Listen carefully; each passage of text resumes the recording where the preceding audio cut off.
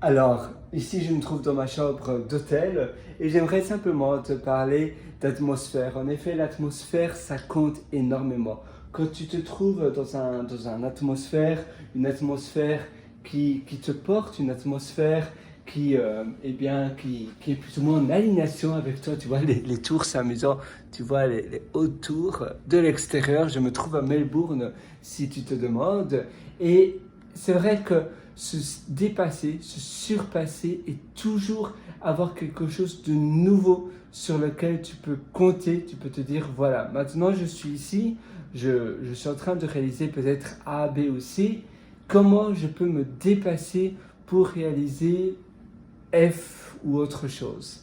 Eh bien, il faut avoir un plan d'action. Il faut se dire aujourd'hui, je dois réaliser ces trois choses-là. Parce que parfois on procrastine, parfois on remet à plus tard, on remet à lendemain ce que l'on veut réaliser aujourd'hui, maintenant.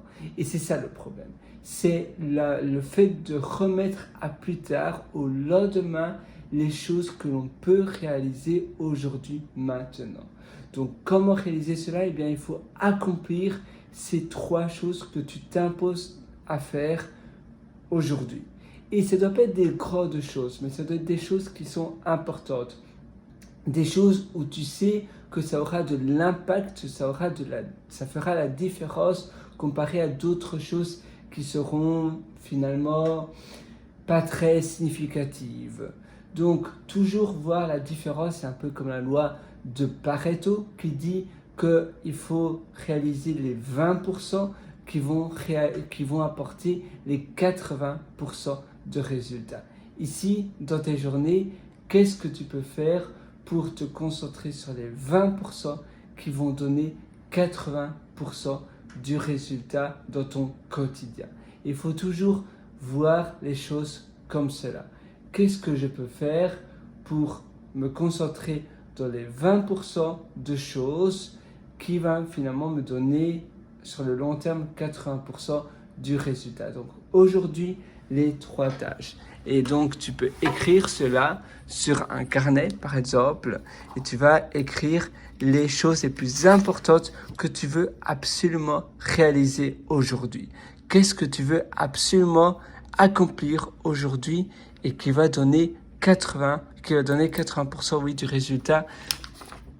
Donc, seulement trois choses, ça ne doit pas être énormément. En fait, ce n'est pas la quantité de travail qui compte, mais c'est ce que tu fais, c'est ce que tu réalises. Parfois, on pense naïvement qu'au plus on travaille, au plus ça va nous rendre successful, ça va nous rendre quelqu'un qui réussit, quelqu'un peut-être de riche, mais non, en réalité, c'est où tu réalises cela.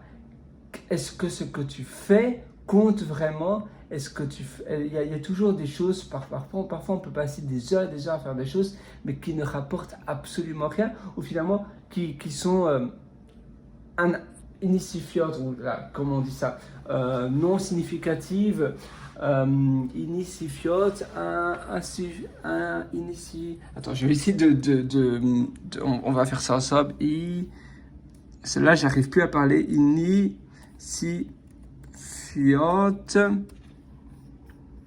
Insignificative, inefficient. Insignificant. Insignificante. Oh là, c'est pas en français, décidément. Moi, je voulais justement la version française.